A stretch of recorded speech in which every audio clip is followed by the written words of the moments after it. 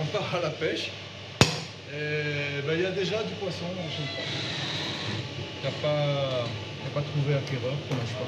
Dans la famille Gazzo, il y a Thierry, le pêcheur, et son frère Alexis, qui l'aide à vendre et à livrer son poisson. Ah ouais, on travaille en famille, c'est la mafia là. Ça reste. Ouais, non, non. Non, puis c'est vachement agréable de dire avec Alexis, moi, le fait de travailler en famille, il n'y a vraiment pas d'histoire d'argent, il n'y a pas de. On se comprend sans se parler, voilà quoi. Et puis même avec l'équipage en fait, hein, ça reste des relations humaines. Peut-être pas familiales, on va pas aller jusque-là, mais ça reste humain quoi. D'ailleurs, Fabien, le matelot guyanais, habite chez son patron, dans la propriété familiale. Des 5 frères et sœurs, Thierry est le seul à en avoir fait son métier. Mais ils ont tous en commun un amour pour la mer qui leur vient du papa, plongeur et chasseur sous-marin. Ouais, larguez derrière, c'est bon, ouais.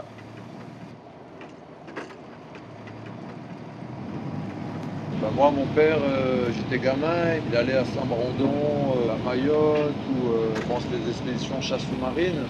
Et c'est vrai que on voyait dans ses yeux qu'il avait vécu et trouvé quelque chose d'un peu magique, quoi. Lui, c'est un fonctionnaire, un prof de français, et je pense qu'il était plus passionné par les Glorieuses ou par les récifs lointains que par ses copies de français. Après 2 heures de route, Thierry arrive sur son site de pêche, à 35 km des côtes réunionnaises. Ouais, Tato, Fredo. Fredo, t'es là? Bon, bah, y a personne alors. Hein. Bah, nous, on est 20 05 54 54. Et on va balancer ça d'un premier temps en 300 sur 2000. Après, on va aller au sud et après, on se rabat un petit peu à la côte pour trouver le beau temps. Bon, ben, j'espère que c'est bien reçu, qu'il n'y aura pas de maillage. Allez, à plus. On est 5 ou 6 à bosser sur la zone, tu vois. Donc pour pas se mailler les lignes, il vaut mieux savoir où chacun est et on se dispose. Mais là, les chambres froides sont pleines. Je pense qu'il n'y a personne. Ils sont tous en train de vendre leurs poissons, là. Et essayez de vendre leurs poissons. C'est parti. Allez. Le filage va durer près de 3 heures. Il s'agit pour Thierry et Fabien de mettre à l'eau une ligne de 30 km, sur laquelle sont accrochés quelques 500 hameçons appâtés avec des calamars. Le tout est maintenu à la profondeur souhaitée par des bouées. La palangre va ainsi dériver une partie de la nuit.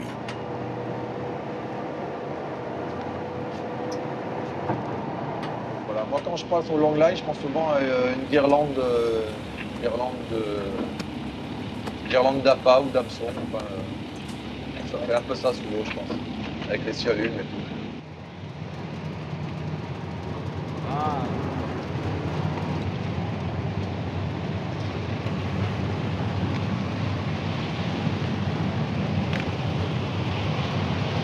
Yes, ça.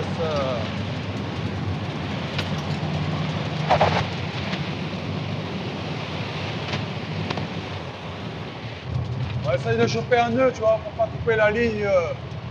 Si à chaque fois que tu coupes la ligne. Un petit peu, ouais.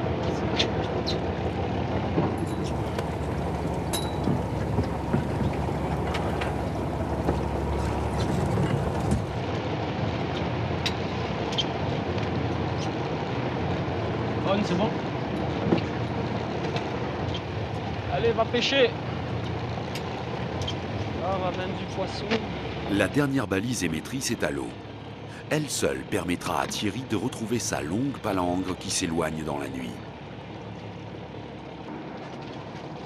Maintenant, les dés sont jetés.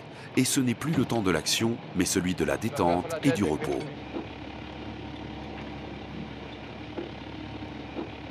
Alors, quand les gros bateaux, ils ont fait 69 germons aujourd'hui. Pourtant, la lune est passée. Hein. Il y avait un bateau chinois qui rentrait tout à l'heure quand je suis allé à Saint-Gilles.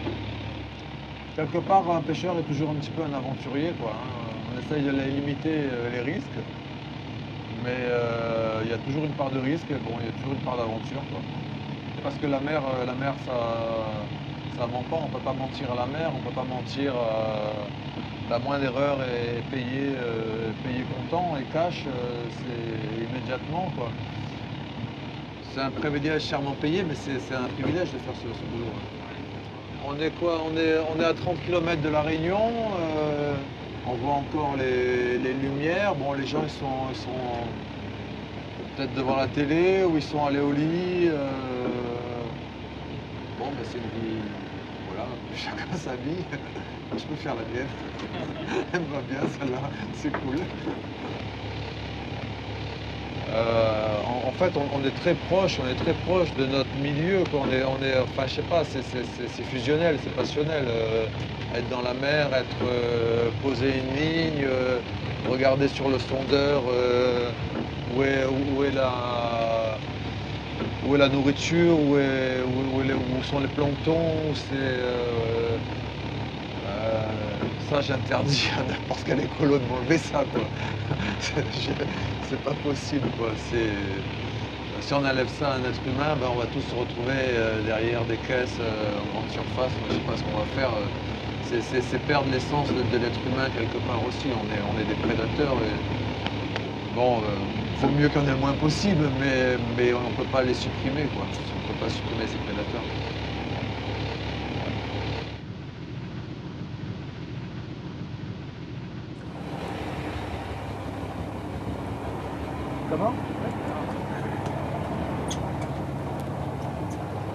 Après quelques petites heures de sommeil et un réveil au beau milieu de la nuit, notre pêcheur philosophe se met au travail rapidement, impatient de savoir ce qu'il va trouver sur sa ligne. Sur un palangrier, le virage, c'est l'heure de vérité. Il s'agit pour le bateau de remonter le long de la ligne et de la ramener à bord avec tout ce qu'il y a dessus.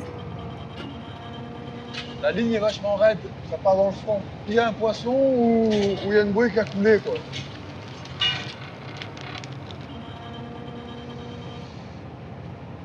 La dorade fraîche.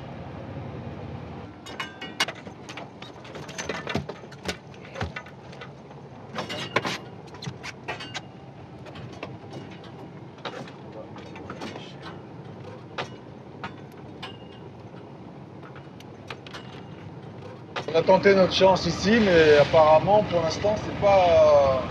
Là, on a ramassé quoi? Il y a 100 hameçons et une dorade. Pour l'instant, ça paye quoi? Ça paye la bière, on va dire. Non, non, c'est pas de l'angoisse, c'est comme un mec qui est un peu à la roulette du casino, quoi. À part qu'il connaît un peu comment fonctionne la roulette. Donc... Non, c'est... Ouais, c'est à chaque fois un pari quand même, hein. C'est un pari de mettre le matériel à l'eau et de le ramasser. On sait jamais ce que ça va donner, quoi. Il y a un espadon là sur... Aujourd'hui.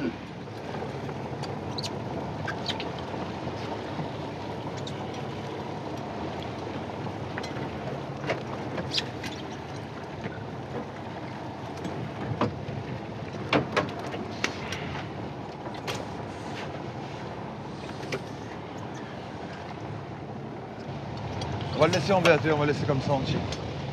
On aurait peut-être pu laisser la ligne pêcher plus longtemps, tu vois. Si tu vires trop tard, tu te fais manger la pêche. Alors c'est un équilibre à trouver entre le temps où les appâts sont dans l'eau et le temps de réaction des globicéphales qui trouvent ta ligne et qui bouffent tout ton poisson en remontant la ligne, quoi. C'est les impôts. Prélèvement à la source. Les impôts directs. Les globicéphales sont la hantise des pêcheurs. Ces gros dauphins du large sont capables de nettoyer une ligne entière en ne laissant que les têtes des poissons et sans jamais se faire prendre.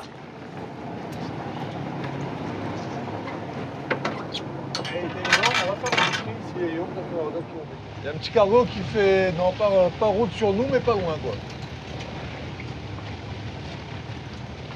En tout cas, il va passer sur la ligne, hein, c'est clair. On va pêcher un cargo. Ah, tu vois, l'avantage, on en parlait hier, c'est que à cette heure-là, les autres, ils sont dans les bouchons. Sur la corniche ou... Bah moi, non. Ça, c'est le bon côté. C'est le bon côté des choses. Ce qu'il faut, c'est arriver à avoir un contexte, je veux dire, économique qui finisse par ne pas te gâcher ça, quoi. En mer, Thierry a la responsabilité de trouver le poisson qui fait vivre son équipage. Mais à terre, il doit le commercialiser. Une tâche plus délicate, car la pêche réunionnaise vit un vrai paradoxe. Il y a du poisson, mais les circuits commerciaux sont très mal organisés et ne permettent pas aux consommateurs de faire la différence entre le poisson ultra frais de la petite pêche locale et celui de la production industrielle. Quand vous avez des bateaux à la grande pêche, ils partent sur Mada, il y a 3 jours de route aller, 3 jours de retour. Après, il y a 15 filages en mer.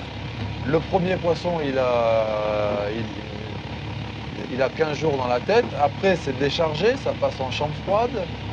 C'est dispatché. Donc, quand la personne mange le poisson, il peut dire que c'est un poisson qui a presque 3 semaines, quoi.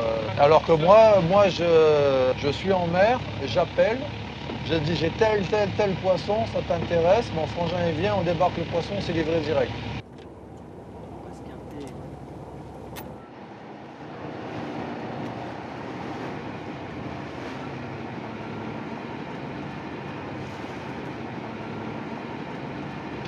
Pardon. Pardon ?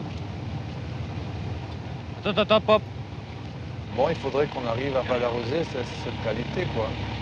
Et puis arrêter de dire on va faire des gros bateaux, on va faire des gros bateaux, on va faire des gros bateaux. Mettre en place le circuit de vente qui respecte toute la profession. Mettre en place ça et après investir dans des gros bateaux. Un requin! Il est pas petit du tout. Tu ramènes ça. Ah, il est en train de manger le bateau, t'as vu? Bah, regarde, parce que ça, ceux-là, ils sont mauvais. Ça, il doit tirer encore un coup, combien? Il est fatigué.